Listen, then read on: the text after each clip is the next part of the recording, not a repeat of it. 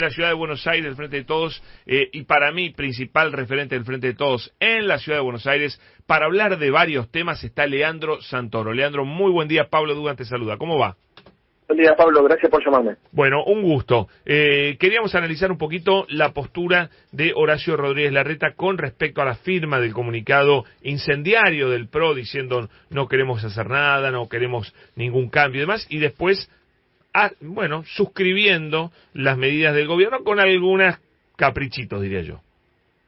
En relación al comunicado de Juntos por el Cambio, lo que está claro es que por lo menos fue arrastrado hacia posiciones bastante irracionales, lo que habla ya de una falta de liderazgo político, porque si no, esas posiciones que se expresaron en el comunicado político deberían estar reflejadas en términos de su gestión. Claro. Y la verdad es que uno tiene muchas cosas para criticarla a la gestión de Larreta, pero no llega a los niveles de irresponsabilidad incendiarios que suele agitar Patricia Bullrich y el sector más duro de Juntos por el Cambio, con lo cual, por lo menos, se ve una falta de liderazgo.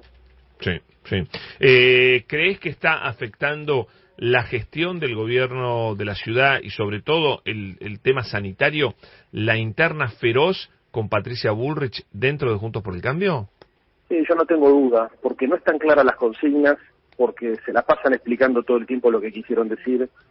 Vos te habrás dado cuenta que después de la conferencia de prensa de ayer tuvieron que salir el vicejefe de gobierno a aclarar algunas cosas que no habían quedado claras, porque además me parece que es evidente que a la hora de pensar cómo organizar a la ciudad de Buenos Aires frente a esta pandemia hay distintas tendencias, hay algunas que son un poco más racionales, como el caso del ministro Quirós, otras que son absolutamente delirantes, que plantean directamente el cuestionamiento a las medidas del gobierno acordadas con el gobierno nacional en una suerte de prórroga de 1 hora para mandarle un mensajito al núcleo duro.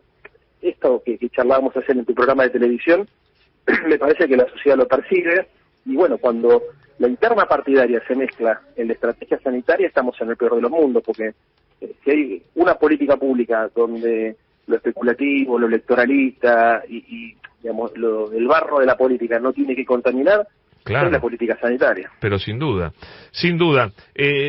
¿Viste la nota? Fue muy viral ayer, de Nancy Pasos a Eduardo Amadeo. ¿Qué opinás de esta oposición? Y también periodistas opositores. Vos que vas a todos lados, que te invitan, te encontrás también con esta cantinela tipo la de Eduardo Amadeo, diciendo barbaridades y mentiras, que bueno, cuesta mucho y no son muchos los que se atreven después a desmentirla, ¿no? Sí. Mirá, es que yo creo que los intelectuales orgánicos de la derecha son los periodistas y algunos economistas, que son los que crean contenidos. Y la política los reproduce. A medida que vas bajando de la pirámide jerárquica de la política, el grado de comprensión de esos argumentos son menores. Entonces, vos podés encontrar algún dirigente de primera línea que te repita lo que te dijo Pagni o Morales Solá. Pero ya en la segunda y en la tercera línea vas a encontrar dirigentes políticos que van a repetir clichés. Eslogan. ¿Entendés? Se robaron las vacunas, somos el peor país del mundo. Exactamente. Se va degradando la calidad del argumento hasta sí. llegar a ser directamente un chicle o una chicana, digamos, ¿no? Así que me parece que es muy evidente el comportamiento. Son los medios los que producen los contenidos y la política lo que los reproduce. Qué bárbaro, ¿no? Qué increíble. Terrible. Y después, también al mismo tiempo, algunos en Twitter y demás le pueden decir cualquier cosa al presidente, como por ejemplo decirle dictador, y después se indignan cuando el presidente dice un imbécil me llamó dictador. Es como una calecita, ¿no? Sí, porque además, a ver, esto se ha vuelto la twitterización de la política. El problema no es que lo dicen en Twitter, el problema es que lo dicen en Twitter, los medios levantan los Twitter, le dan estatura de declaración política, algunos legisladores, algunos dirigentes políticos directamente declaran con la búsqueda de la conmoción o de hacer ruido mediático para ganar espacio en el show político, y cuando te querés dar cuenta el debate ideológico queda en un quinto plano. Entonces, a ver, lo que pasa acá es que la construcción del sentido se da por múltiples canales, o sea, y yo creo que esto nosotros tenemos que ser muy atentos a la hora de analizar cómo se construye el sentido para poder desarmar parte de este sentido común construido sobre fake news, sobre mentiras y sobre disvalores, y poder tratar de construir un sentido común más racional, más moderado, más democrático, más equilibrado. O sea, una de las características que tiene la batalla argumental de la política actual es el desequilibrio emocional de sus opiniones. O sea, cualquiera puede decir cualquier cosa, llevando al extremo cualquier argumento, y eso, Pablo, genera un impacto en el estado de ánimo de la gente. Sí, Entonces, totalmente.